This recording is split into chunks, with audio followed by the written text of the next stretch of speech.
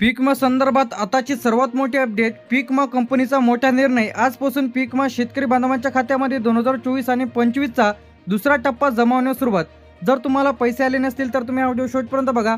कोणत्या जिल्ह्यामध्ये दुसरा टप्पा इथं जमा होत आहे, तुम्हाला मिळणार की नाही हे पाहण्यासाठी व्हिडिओला शेवटपर्यंत बघा.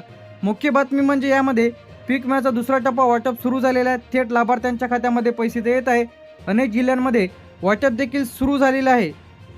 तर आताच्या घडीची सर्वात मोठी अपडेट म्हणजे मुख्यमंत्री आपले देवेंद्र फडणवीस, एकनाथ शिंदे बैठकीमध्ये मोठा निर्णय.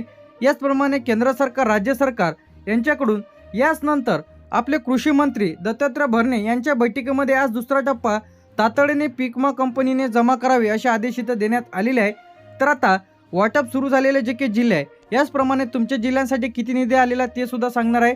वाटप सुरू झालेल्या बुलढाणा, चंद्रपूर, धुळे, गडचिरोली, गोंदिया, नागपूर, नांदेड, नाशिक, जळगाव, लातूर, बीड, अमरावती तर अशा अनेक जिल्ह्यांमध्ये पीक विमा वाटप इथं सुरू झालेलं आहे. असं नाही की सर्व जिल्ह्यात एकाच वेळी पैसे इथे येतील, टप्प्याटप्प्याने पैसे इथं येणार आहेत. तर आता यामध्ये कोणत्या शेतकऱ्यांना फायदा इथं मिळत आहे म्हणजे यामध्ये ज्या शेतकरी बांधवांनी पीक विमाचा फॉर्म भरलेला आहे तर अशा शेतकरी बांधवांना फायदा इथं होत आहे. ज्यांचे नुकसान झालेलं आहे, ज्यांच्या गावातील सर्वे इथं झालेले आहे. तर आताच्या घडीची सर्वात मोठी अपडेट म्हणजे शेतकरी बांधवांना दुसरा टप्पा जमावण्यास सुरुवात झालेली आहे. तर आता काही जिल्ह्यांमध्ये वाटप इथं सुरू झालेले आहे, काही जिल्ह्यांमध्ये प्रक्रिया सुरू आहे, काही जिल्ह्यांमध्ये लवकरच इथं वाटप होईल.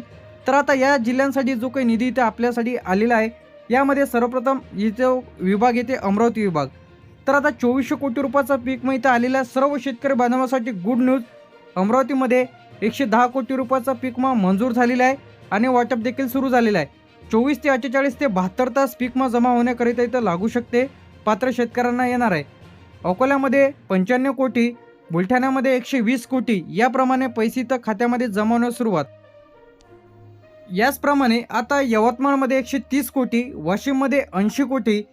तर हा जो झालता आपला अमरावती विभाग. यानंतर इथे आपला नागपूर विभाग. नागपूरमध्ये 90 कोटी रुपये, वर्ध्यामध्ये 70 कोटी रुपये, भंडाऱ्यामध्ये 60 कोटी रुपये, गोंदियामध्ये 65 कोटी रुपये, चंद्रपूरमध्ये 100 कोटी रुपये, गडचिरोलीमध्ये 85 कोटी रुपये. तर हे पैसे तुमच्या थेट DBTद्वारे पैसे इथं आधार लिंक बँक खात्यामध्ये पैसे इथं जमा होत आहे. सर्व शेतकरी बांधवांना एकाच वेळी पैसे येतील असं नाही, टप्प्याटप्प्याने पैसे इथं येत आहे.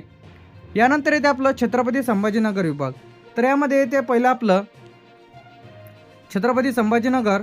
यानंतर येते आपलं 95 कोटी, जालन्यामध्ये 75 कोटी, बीडमध्ये 120 कोटी, परभणीमध्ये 90 कोटी, हिंगोलीमध्ये 70 कोटी. तर याप्रमाणे पैसे इथं येत आहे. सर्व जिल्ह्यात एकाच वेळी पैसे येतील असं नाही. यानंतर येते आपलं लातूर विभाग. लातूर विभागामध्ये लातूरमध्ये 110 कोटी, नांदेडमध्ये 130 कोटी, धाराशिव अब्लिक जे काही उस्मानाबाद आहे यामध्ये जे काही येत आहे 100 कोटी रुपयाचा पीक विमा. यानंतर जो काही जिल्हा येते आपला विभाग येते आपला नाशिक विभाग. काय येते यामध्ये नाशिक विभाग.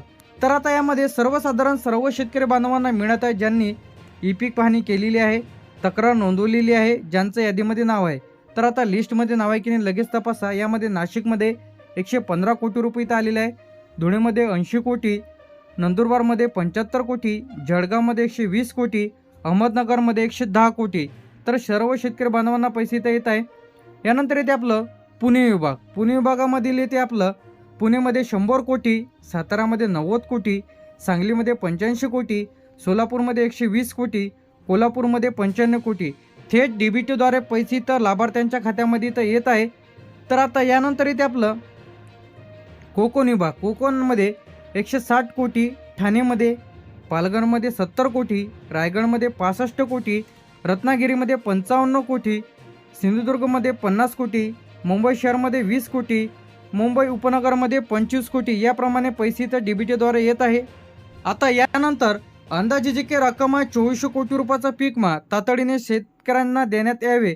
तर यासाठी बैठकीमध्ये पीक विमा कंपनी, केंद्र सरकार, राज्य सरकार आणि आपले मुख्यमंत्री देवेंद्र फडणवीस, उपमुख्यमंत्री एकनाथ शिंदे आणि कृषी मंत्री दत्तात्रय भरणे बैठकीमध्ये दुसरा टप्पा वाटपास तातडीने इथं आदेश देण्यात आलेले आहे.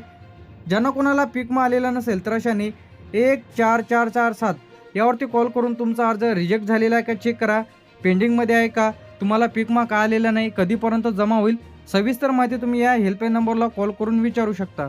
अजूनही पीक विमा आलेला नसेल तर तुम्हाला पीक विमा कंपनीला लेखी अर्ज द्यायचा आहे. तर या पद्धतीने तुम्हाला लिहायचा अर्ज, प्रति पीक विमा कंपनी प्रतिनिधी, शाखा व्यवस्थापक, पीक विमा योजना. तर आता पीक विमा रक्कम न मिळाल्याबाबत अर्ज.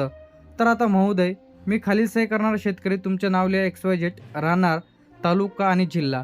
तर याचप्रमाणे मी सण, आता तुमचं वर्ष टाकायचं कोणतं आहे, मध्ये पीक विमा प्रधानमंत्री पीक विमा योजनेअंतर्गत अर्ज केलेला आहे. माझ्या शेतातील पिकाचे नुकसान झालेले असून प्रक्रिया पूर्ण झालेली आहे, परंतु अद्यापही मला विम्याची रक्कम मिळालेली नाही.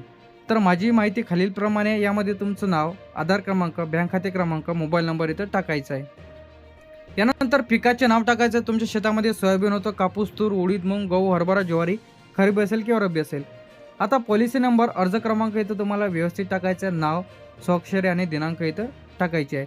यासोबत तुम्हाला तुमचा जो काही पीक विम्याचा क्लेम आहे ते 72 तासाच्या आत नोंदवणे आवश्यक आहे, तरच तुम्हाला पीक विम्याचा क्लेम तुमचा अप्रूव्हल होईल.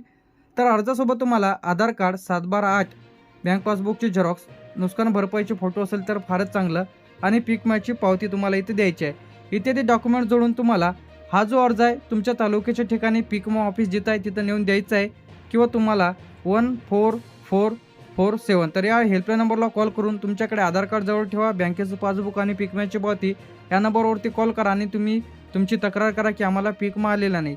तर तुमच्या अर्जावरती 7 ते 15 दिवसांमध्ये मंजुरी मिळून पीक विमा खात्यामध्ये टाकल्या जाईल.